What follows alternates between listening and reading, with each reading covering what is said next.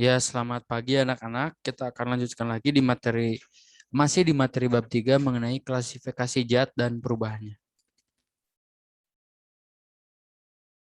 Kita masuk ke bagian C, yaitu benda-benda yang dapat mengalami perubahan. Kita ingat lagi bahwa definisi zat itu adalah segala sesuatu yang mempunyai massa dan volume serta menempati ruang. Kemudian sifat zat dan perubahannya itu kan dibagi lagi ya. Ada sifat zat, ada bentuk perubahan fisika, ada bentuk perubahan kimia, dan perubahan fisika dan kimia di dalam kehidupan sehari-hari. Kita sifat zat dulu ya. Jadi sifat zat itu adalah ciri khas atau karakteristik dari suatu zat atau materi. Sifat zat itu dibagi dua, ada ekstensif, yaitu sifat yang bergantung pada banyak atau ukuran zat, meliputi berat dan volume, dan semakin banyak zat maka semakin bertambah pula berat dan volumenya. Kemudian ada sifat intensif, yaitu sifat zat yang tidak bergantung pada banyak atau ukuran zat. Nah, intensif ini dibagi dua, ada sifat fisik, ada sifat kimia. Sifat ekstensif ya, semakin banyak zat, maka semakin bertambah pula berat atau volumenya. Ya, contohnya misalnya air ya, dalam suatu gelas. Air setengah gelas itu akan lebih ringan dibanding air yang satu gelas penuh. Betul ya? Jadi semakin banyak zatnya, maka semakin bertambah pula berat dan volumenya. Sama halnya dengan balon ya. Semakin besar balon ditiup, maka akan semakin berat dan semakin besar juga volumenya.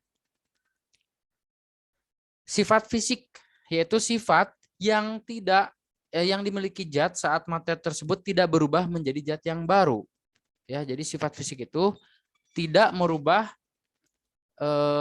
atau tidak merubah zat menjadi zat yang baru ya. Misalnya, sifat mengaliri atau dapat dialiri arus listrik atau panas ya. Kemudian kelenturan, kekenyalan dan sebagainya ya. Sifat fisik apa aja contohnya? Nah, contohnya bau ya, warna, rasa, tingkat kekerasan, massa jenis atau kerapatan, kelarutan, kemagnetan, daya hantar listrik, titik didih, titik leleh ya. Tuh. Kita bahas pertama dulu ya. Kerapatan atau massa jenis itu dilambangkan dengan rho. Rho-nya seperti huruf P ya. Kerapatan atau massa jenis adalah perbandingan massa dengan volume benda ya. Satuannya biasanya ditulis kilogram per meter kubik atau gram per mililiter atau gram per sentimeter kubik ya. Nih, contohnya misalnya sebuah benda dimasukkan ke dalam air. Maka akan diketahui berapa massa jenisnya ya. Kemudian kelarutan yaitu kemampuan suatu zat untuk melarut dalam 1 gram pelarut. Misalnya 1 kilogram gula, nah, kemudian larut dalam air. Ya. Semakin sedikit zat yang akan larut itu semakin cepat melarut ya. Jadi semakin banyak zatnya akan semakin lama larutnya. Gitu. Kemudian kemagnetan yaitu kemampuan suatu zat untuk dapat dipengaruhi oleh medan magnet. Dan kemagnetan ini bagi jadi 3 ya. Ada ferromagnetik, ya benda yang dapat ditarik kuat oleh magnet, paramagnetik, benda yang dapat ditarik dengan lemah oleh magnet, kemudian diamagnetik, benda yang ditolak atau tidak ditarik oleh magnetnya. Kemudian daya hantar listrik yaitu kemampuan suatu zat untuk menghantarkan listrik ya kalau daya hantar listrik, tapi kalau daya hantar panas berarti kemampuan suatu zat untuk menghantarkan panas ya. Ini dibagi dua lagi, ada konduktor, ada isolator ya. Semua sudah tahu kalau konduktor berarti bisa menghantarkan, sedangkan isolator itu tidak bisa menghantarkan. Ya. Sifat berikutnya adalah kekerasan. Ukuran untuk menentukan keras atau lunaknya suatu zat ya. Skalanya Mohs ya, kekerasan itu. Jadi semakin keras benda berarti semakin besar juga skala Mohsnya ya. Contohnya di sini ada benda, ada batu dengan kue bolu. Jelas ya, yang keras itu adalah si batu. Oke. Nah, ini contoh-contoh benda yang keras atau lunak ya. Kemudian titik didih. Titik didih yaitu suhu saat dia cair mulai berubah menjadi uap. Dan titik didih air kita ketahui berada pada titik 100 derajat Celcius. Kemudian titik leleh ya, titik leleh itu adalah suhu saat zat padat mulai berubah menjadi cair. Misalnya besi ya, ketika berubah menjadi cair itu pada suhu berapa ribu derajat misalnya. Kemudian bau berhubungan dengan gas atau uap yang dikeluarkan oleh zat. Misalnya belerang ya di sini. Dan berikutnya adalah warna berhubungan dengan besarnya panjang gelombang yang dipantulkan oleh permukaan zat ke mata kita. Ya, kita ketahui ada 9 warna dasar ya. Mejuku hibuniu ya itu. Kemudian rasa ya, semua zat pasti punya rasa ya, berhubungan dengan rasa yang diterima oleh indera pengecap rasa. Ada pahit, ada asin, asam, asin dan manis ya. Oke.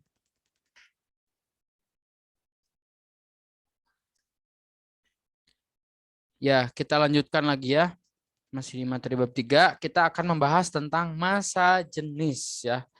Seperti yang sudah dipelajari sebelumnya bahwa massa jenis atau kerapatan atau rapat massa itu dilambangkan dengan Rho, RHO, lambangnya seperti P, seperti yang ada di layar ya. Yaitu perbandingan massa atau M dengan volumenya atau V ya. Sehingga rumus dari massa jenis itu adalah Rho sama dengan massa dibagi volume M per V ya. Kemudian ada lagi yang namanya massa jenis relatif, yaitu perbandingan antara massa jenis benda Rho B, Rho benda dengan massa jenis airnya atau Rho A. Rumusnya seperti ini ya. Jadi Rho relatif adalah Rho benda dibagi Rho airnya ya. Dan perlu diingat bahwa Rho air atau massa jenis air itu sama dengan 1 gram per sentimeter kubik. Kemudian ada lagi istilah massa jenis campuran atau Rho C, yaitu perbandingan antara total jumlah massa benda dengan total jumlah volume benda.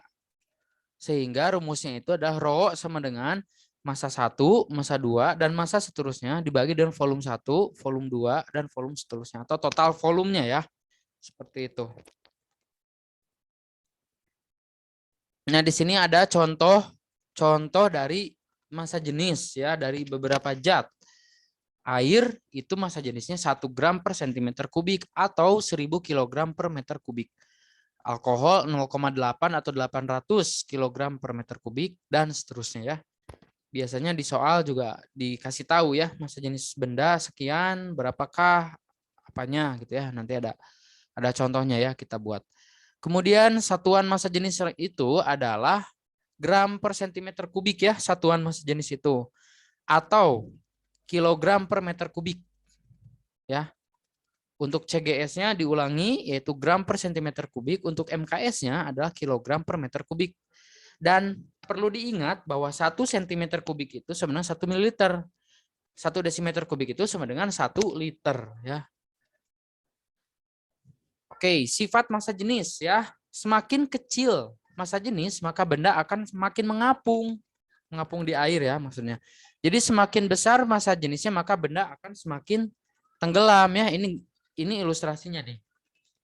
Benda mengapung itu jika Rho benda lebih kecil daripada Rho cairnya ya. Sedangkan Rho benda yang melayang berarti Rho benda ya. Rho bendanya itu sama dengan Rho airnya ya. Sedangkan benda yang tenggelam berarti berat ya. Rho bendanya lebih berat, lebih besar dibanding Rho airnya. Seperti itu ya. Contoh soal ya di sini. Sebuah balok kayu mempunyai panjang 20 cm, lebar 15 cm, dan tinggi 4 cm. Massa balok itu 600 gram. Hitunglah massa jenis balok tersebut dan nyatakan dalam satuan SI, yaitu dalam kilogram per meter kubik. Ya, di sini ada 3 contoh soal, kita bahas satu-satu ya. Nih, di soal nomor 1, Ya, kita cari dulu volumenya ya. Volumenya tadi kan 20, rumus volume balok itu kan P kali L kali T. 20 kali 15 dikali 4, hasilnya 1.200 cm kubik. Kita masukkan ke rumus massa jenis. Rho sama dengan M per V. Masanya tadi sudah ada ya, 600 gram. Berarti 600 gram dibagi 1.200 cm kubik. Hasilnya adalah 0,5 gram per cm kubik. Untuk merubah kesatuan kilogram per meter kubik, maka tinggal dikali 1.000 saja. Sehingga 0,5 dikali 1.000 adalah 500 kg per meter kubik. Jadi, massa jenis balok tersebut adalah 500 kg per meter kubik. Seperti itu ya. Oke.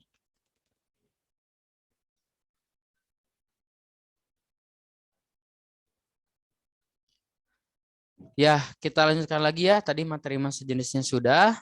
Kita lanjutkan lagi. Benda-benda yang dapat mengalami perubahan ya, masih di bagian C. Kita masuk ke sifat kimia, yaitu sifat zat yang berhubungan dengan terbentuknya zat baru karena adanya reaksi kimia. Misalnya, mudah berkarat, membusuk, terbakar, itu adalah contoh dari sifat kimia. Apa aja sifat-sifat kimia itu? Yang pertama, kestabilan, kemudian kereaktifan, daya ionisasi, yang terakhir adalah mudah tidaknya benda itu atau zat itu terbakar ya. Kestabilan. Kestabilan ini merupakan sifat zat terhadap mudah tidaknya terurai oleh pengaruh panas. Ya, di sini sebagai contoh ada gas metana atau CH4 ketika dibakar pasti menggunakan oksigen ya. Maka zat yang terbentuk adalah karbon dioksida dan air. Kemudian kereaktifan, yaitu mudah tidaknya zat bereaksi dengan zat yang lainnya. Ya, contohnya di sini karbon ketika bereaksi dengan oksigen maka akan berubah menjadi karbon dioksida. Jadi karbon itu reaktif ya, termasuk zat yang reaktif. Kemudian daya ionisasi, yaitu mudah tidaknya suatu zat mengalami ionisasi. Ya, ionisasi itu apa? Peristiwa terurainya suatu zat menjadi ion-ion penyusunnya. Proses ionisasi ini menghasilkan partikel-partikel bermuatan listrik yang saat dilarutkan di dalam air ya. Ini ilustrasi dari gambar ionisasi di dalam air ya. Misalnya NaCl atau garam ya, ketika bereaksi dengan air ya, maka ada ion-ion yang lepas atau yang terurai. Bagaimana membuktikan bahwa ini itu memiliki ion ya? Pembuktiannya yaitu dengan meletakkan kabel, bisa ya, kita masukkan kabel ke situ, kemudian kita taruh lempengan logam, kemudian nanti kita tempelkan ke lampu, apakah lampu menyala atau tidak. Nah, itulah nanti ion untuk membuktikan adanya ion atau tidak. Yang berikutnya, mudah tidaknya terbakar, berkaitan dengan kemampuan menghasilkan api ya. Air merupakan zat yang tidak bisa terbakar, sedangkan bensin, alkohol, kayu kering, kertas itu benda-benda yang mudah terbakar ya. Ya, ini contohnya ya. Misalnya gas helium dikasih api, ya udah meledak ya. Itulah kenapa sebabnya di pom bensin tidak boleh menyalakan api karena mencegah terjadinya percikan atau meledaknya api ya, seperti yang ada di gambar ini. Kemudian korosif, yaitu sifat kimia benda yang dapat merusak benda lain termasuk logam. Contoh asam sulfat itu adalah zat yang memiliki korosivitas tinggi yang dapat mengkaratkan yang tinggi, sangat tinggi ya asam sulfat nih. Ini wanita ya di sebelah kanan ini menjadi korban penyiraman air keras oleh suaminya kalau tidak salah ya. Gitu. Kemudian sifat mudah berkarat, yaitu berkaitan dengan rusaknya benda yang disebabkan oleh benda yang lain karena adanya atau terjadinya oksidasi ya. Besi dan seng itu mudah berkarat. Kenapa? Karena memang mudah teroksidasi, sedangkan plastik dan kaca tidak dapat berkarat karena memang tidak bisa berkarat ya. Kenapa tidak boleh meniup rautan pensil ya? Ini secara kimia juga betul ya. Jadi rautan pensil kita itu nggak boleh ditiup. Kenapa? Karena uap air dari tiupan mulut itu kan uap air ya. Ketika uap air bereaksi dengan besi, besi itu Fe2O3 yang dimiliki oleh rautan pensil, maka secara langsung akan mengkaratkan si rautan pensilnya, sehingga rautan pensil kita akan jadi tumpul ya. Jadi nggak boleh tuh meniup-niup rautan pensil ya. Kemudian yang ketujuh, sifat mudah membusuk. Semua bahan organik itu mudah membusuk dan berubah menjadi asam karena adanya reaksi kimia dalam zat tersebut. Ya, ini salah satu diagram proses pembusukan suatu bahan organik ya. Ketika suatu zat misalnya kulit pisang atau sisa sayuran ya kita simpan, kita biarkan di atas tanah misalnya, nah lama-lama akan bakteri hidrolitik itu akan berubah zat tersebut diurai ya, dipecah, dibantu juga dengan bakteri asidogenik fermentatif ya, difermentasi. Kemudian ada lagi bakteri asetogenik ya, dan merubah nanti akan dari benda tersebut akan keluar bau ya, akan keluar gas gitu ya. Kemudian sifat racun, yaitu racun itu kan sifat di mana zat itu dapat merusak metabolisme suatu organisme. Misalnya pestisida ini adalah bahan kimia untuk membasmi hama ya. Nah, di sini ada suatu video. Misalnya ya, racun dari ular kita ambil ya, kita perah ya nih. Bukan sengat, racun dari ular ya. Kita ambil, kan si ularnya ngeluarin ininya ya tuh. Ngeluarin racunnya itu ya. Neurotoksin. Kemudian kita teteskan 1 tetes saja ya ke darah. Ke darah ya. Apa yang terjadi pada darah? Ternyata darahnya langsung menggumpal ya. Tuh ya. Jadi kenapa kita kalau digigit ular pasti akan meninggal karena memang darah kita jadi membeku ya. Jadi sifat racun itu dimiliki oleh, yaitu sifat kimia yang dimiliki oleh benda. Kemudian sifat mudah meledak ya. Meledak itu karena adanya interaksi dengan oksigen ya, misalnya uranium, natrium, dan magnesium ya. Kemudian sifat asam dan basa ya, ini sudah kita pelajari sebelumnya berkaitan dengan potensial hidrogen atau pH, power of hydrogen yang dikandung suatu zat ya.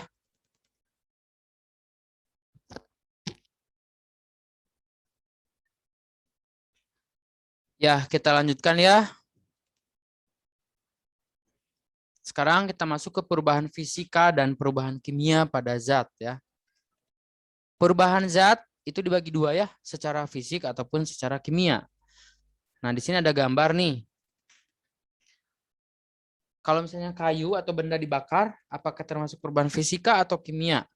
Jawabannya adalah perubahan kimia ya. Kita lihat dulu ya, perubahan fisika itu apa sih? Perubahan fisik adalah perubahan yang ditandai dengan perubahan wujud atau fase zat ya. Perubahan fisik ini bersifat sementara, sedangkan struktur molekulnya tetap tidak berubah ya. Contohnya misalnya padatan CO2 atau dry ice mengalami perubahan wujud dari padat ke gas atau menyublim ya. Tuh. Contoh perubahan fisika misalnya lilin atau es yang ketika kena suhu panas akan meleleh ya.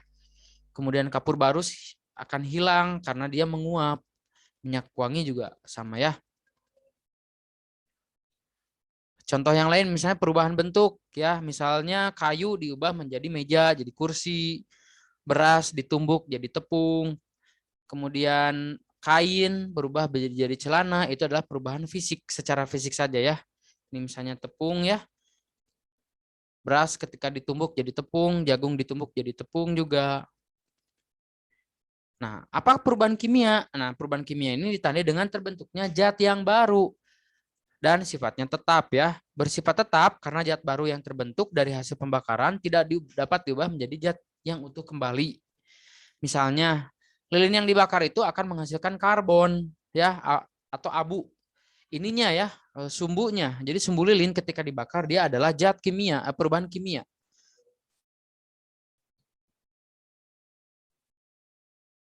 Contoh yang lain, contohnya pembakaran ya, contoh kayu yang dibakar atau bensin yang terbakar atau petasan yang meledak itu adalah perubahan kimia ya.